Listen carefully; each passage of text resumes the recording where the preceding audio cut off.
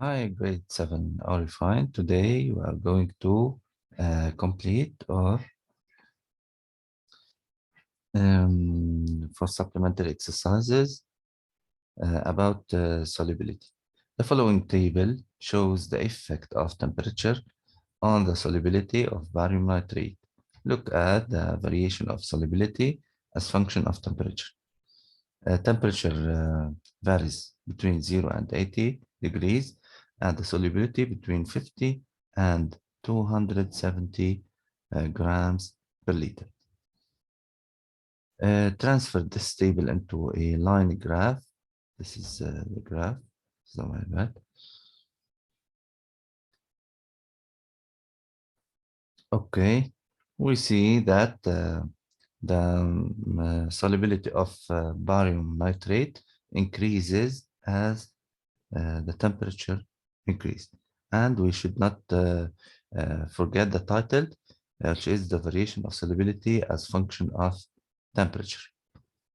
In order to draw the graph or to transform the graph into the table into a graph, temperature should be on x-axis and solubility on y-axis. And for scale, we should with the precaution, we should take for consideration the scale that they give to us. Analyze the line graph. The solubility of barium nitrate was 50 grams per liter at temperature 0. For temperature 0, and we see that it decreases as function of temperature.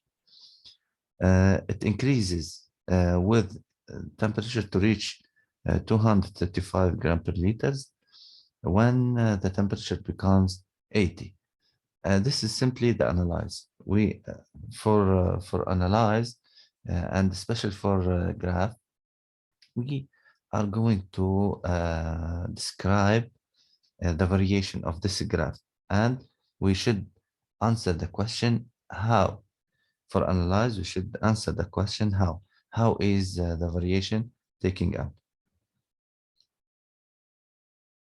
Find using the graph the temperature needed to prepare 1 liter of barium nitrate solution containing 130 grams of barium nitrate. Return to the graph.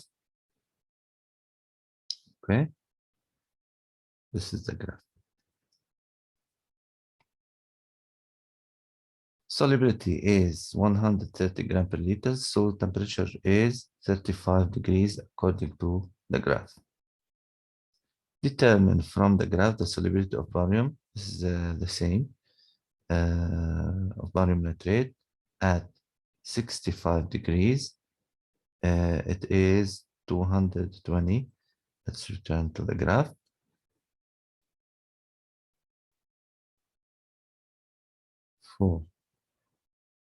We take a line, a perpendicular line on x-axis, and we see the other on the y-axis to obtain the result, which is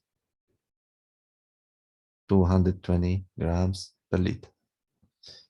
Another question, observe the figures of the 3 solutions A, B, and C before answering the questions that follow. Look at the solutions here. 10 milliliters of alcohol dissolved in 100 milliliters of water. 1 gram of methyl. Why we use milliliter in both solute and solvent here?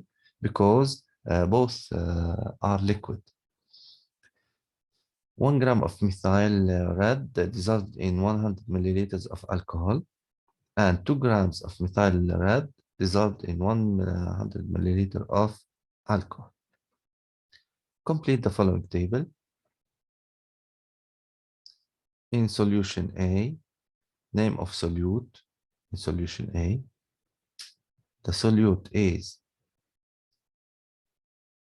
the alcohol, and dissolved means that water is the solvent. result in 100 milliliters of water.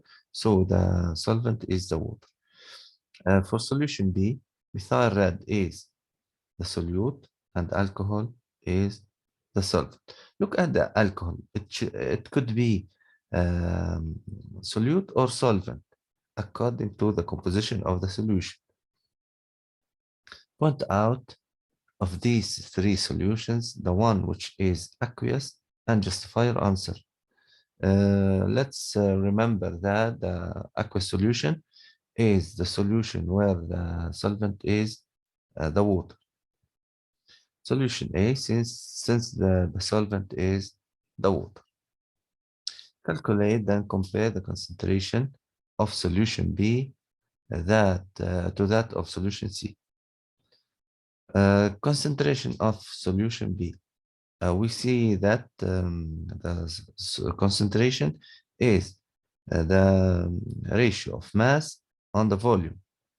1 gram under 100 milliliters, 0.01 gram per milliliter. That of C, 0.02 gram per milliliter. And the comparison, here we should not repeat that this concentration of B is for example, 0.01. We have the numbers here, and we simply use this symbol that shows concentration of B is smaller than concentration of C. How can you dilute the more concentrated solution? Generally by adding alcohol.